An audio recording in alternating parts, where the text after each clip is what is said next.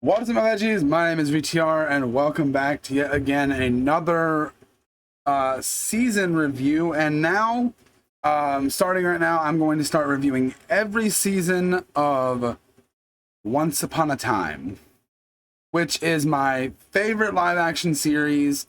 Yes, even more than The Walking Dead.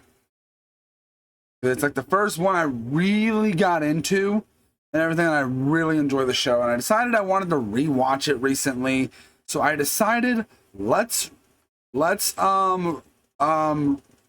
review it too, because I actually met a bunch of the cast recently at a con, so that's really cool. But let's go ahead and talk about the first season. So if you don't know what Once Upon a Time is, it's a series about this.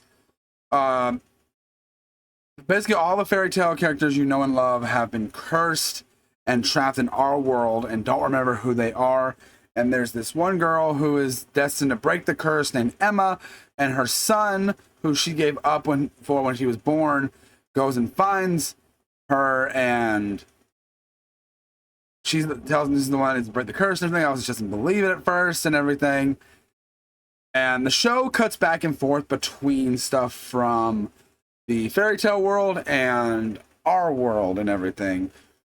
And I'm gonna say right now that this show has, in its first season, the characters are so well written. Like, I did not remember liking season one as much as but going back to it, season one is so good.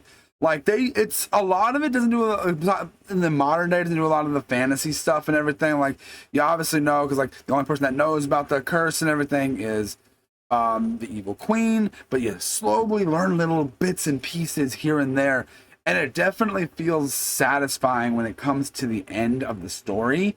Like, it feels massively satisfying once you get to that final, the end. Again, it has the finale. Oh my goodness, the finale of this season is such an emotional roller coaster, and does a good way of wrapping up this season, but also does a really good thing at setting up season two. Like, and I think it does a really good job establishing all these important characters. Some are like sweet in here, like they're gonna be more important later down the road. But oh my goodness, guys, like I said, this show, the dynamic between Emma and Henry is so entertaining. And there are some characters that I forgot about in season one that are actually really nice characters, and I don't really remember them getting that much to do in the later seasons. And one character specifically, because for certain reasons. And the romance between Snow White and Prince Charming, their whole story is so interesting, the way they go about it and the way they take these stories that everyone knows and turns them on their head, gives them their own identity, which you can clearly tell they're like building a lot off the Disney, because it's obviously the Disney owned property and everything. But with that being said, though, it is so entertaining, and the characters are so well written, so fun. And like the villain, oh my goodness, Regina, the evil queen, is such a well-written villain, and they reveal bits more about her where like you actually sympathize and understand where she's coming from. You still don't think she's in the right, but like you get why she's done, why she enacted this curse and everything. And oh, Rumpelstiltskin, or Mr. It's crazy how different he acts when he's like, you see him in the past and him being Rumpelstiltskin, and then like his calm, cool, collected demeanor in the real world and everything. And it's so, and the actors play these characters so well. And I it's one of those shows that like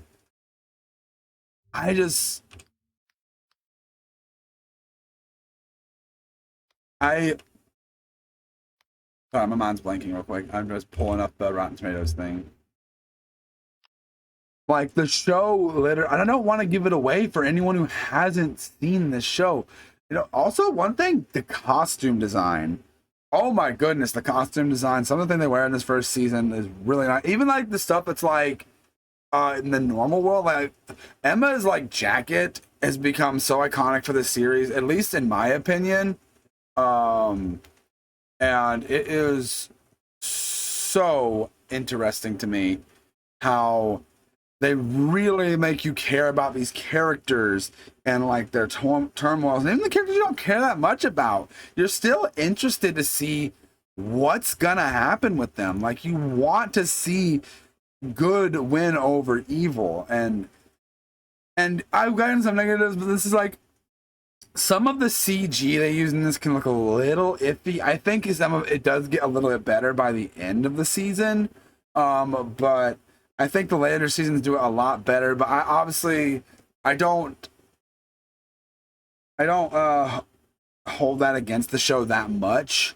There are some characters I'm like, okay, that you could have been left out. Oh, do we really need this storyline and everything? But like, all these storylines eventually are like connected and intertwined, and it is so interesting the way they go about it, and then connecting the dots of who's who even before the show tells you who they are, in the real world and everything. It's such a fun concept, and I love when they take fairy tales and like put them into our world. Like The Wolf Among Us and the Fable comics are a really good example of that. And I wouldn't be surprised if they took some inspiration from that when making this show. And like some of the creative liberties they take with some of these stories and everything, and like changing them and adding things, and make, like, for example, Rumpelstiltskin is also supposed to be the Beast from Beauty and the Beast. And the whole storyline, there's a whole episode based around that in there, which I think is a really good way of writing that story. And the actress that plays Belle does a fantastic job. And then you just have the cast in general is just great. And like, Henry is not an annoying kid character. Some of his acting can be a little meh at points, but like, this kid is good in this show. Like, he does a really good job at portraying this character and the emotion and how upset he's a real good actor. And I think he does a really good job there. And like, some of the emotional moments of most of the characters in this show are done so well. They are like so well executed in this story with these characters. And it's written so well, in my opinion. And like, if I had any negatives to say about it, it's probably that the CGI can use a little more touch up. Some characters are meh and could use a little more development before like their arc came to a conclusion. But the thing is, a lot of the time they get these characters through some arcs in some small time and doesn't feel rushed. Like, that's the thing. Like, it's like some, I don't know, like, they go through a lot in so much little time, but it doesn't feel like they're rushing it. Now, some people, I can understand they would not enjoy this concept because, like, jumping back and forth between timelines and everything can be a little jarring. And I think there was like a couple episodes where I was like, okay, I don't want to go back to the fantasy world right now. I want to focus on what's going on in the present day. I want to focus on that. And I think in later seasons, there's like some fantasy storylines where they are jumping back and forth between the fantasy world and the real world. But it's not like in the same way that they're doing it in this season. Sorry about that.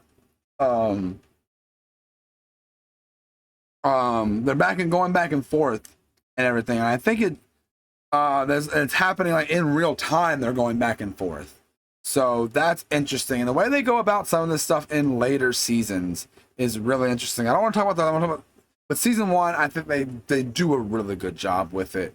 And Emma's character growth and the coming to the realization of everything and learning, and her wanting to be Henry's mother and everything, and just this basically cat and mouse, kind of like Ellen Light from Death Note kind of thing with like Regina and Emma, is really well written and like one of the most entertaining aspects of this show.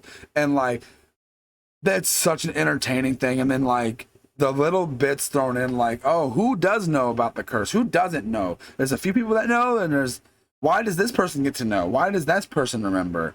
And then they reveal these things and everything, and it's like, oh, that's a good, they lay these breadcrumbs and then they follow up on them. And I gotta say, I'm excited to get back to watching this show and rewatch season 2. But yeah, that's really all I gotta say for this season review, guys. Thank you guys so much for watching. If you guys want to check out other reviews, they're on the channel, and I will see you guys in the next one. Bye.